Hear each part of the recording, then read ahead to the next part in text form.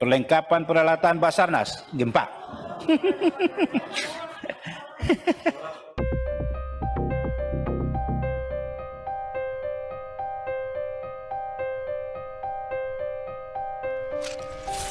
Sahabat Kompas.com, kalian pasti udah dengar kabar soal gempa bumi yang mengguncang wilayah Cianjur, Jawa Barat pada Senin 21 November 2022 kemarin kan? Bahkan gempa pun juga dirasakan sampai ke ibu kota, yakni oleh hadirin di sidang kasus dugaan pembunuhan Brigadir Yosua,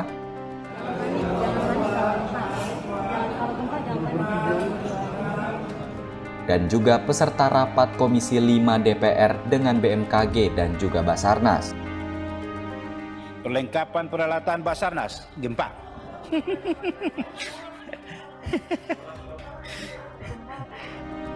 Nah, setelah ditelusuri, BMKG pun memastikan bahwa gempa yang terjadi pada kemarin siang berpusat di 10 km arah barat daya dari Kabupaten Cianjur, Jawa Barat dengan kedalaman gempa 10 km. Gempa yang bermagnitudo 5,6 ini dikategorikan sebagai gempa kerak dangkal. Lantas, apa itu gempa kerak dangkal? Jika melihat pengertiannya, Badan Penanggulangan Bencana Daerah mendefinisikan bahwa gempa kerak dangkal adalah gempa bumi yang pusatnya berada kurang dari 60 km dari permukaan bumi. Gempa bumi ini biasanya menimbulkan kerusakan yang paling besar di antara dua jenis gempa bumi lainnya, yakni gempa bumi dalam dan gempa bumi menengah. Karena kedalamannya lebih dekat dari permukaan bumi, kekuatan gempa kerak dangkal ini tentunya juga tidak harus besar untuk dapat menimbulkan kerusakan.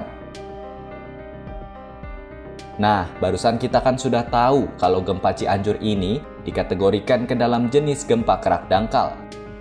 Kini yang menjadi pertanyaan, sebenarnya apa penyebab gempa yang melanda Cianjur?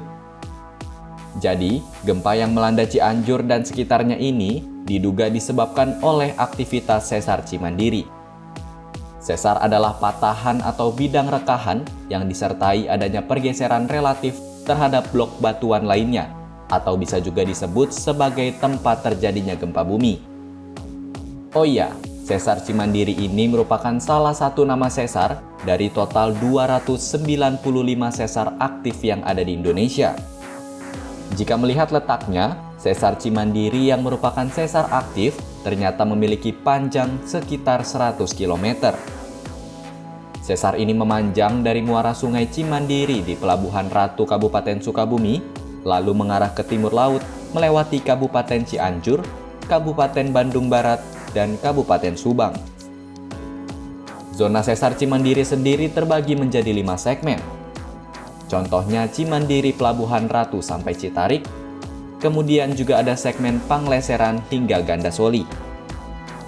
Sayangnya, gempa yang melanda Cianjur kemarin mengakibatkan banyak korban meninggal dan kerusakan bangunan termasuk rumah warga.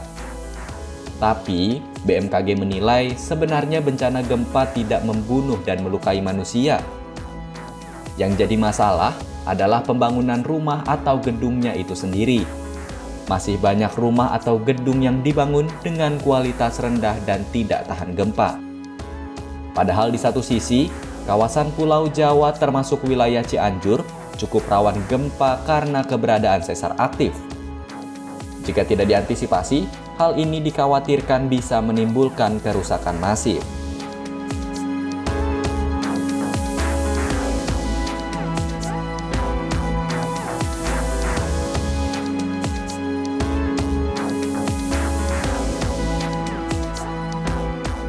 Terkait hal ini, BMKG pun mengimbau agar masyarakat memiliki bangunan rumah yang tahan gempa. Selain itu, kita juga perlu memahami apa saja yang harus dilakukan saat gempa terjadi. Seperti contohnya, tetap bersikap tenang.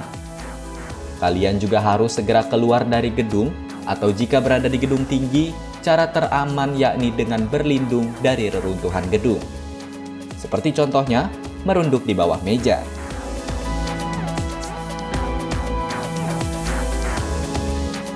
Itu dia ulasan terkait gempa yang melanda Cianjur. Sekian video kali ini, simak informasi menarik lainnya hanya di ohbegitukompas.com. Jernih melihat dunia.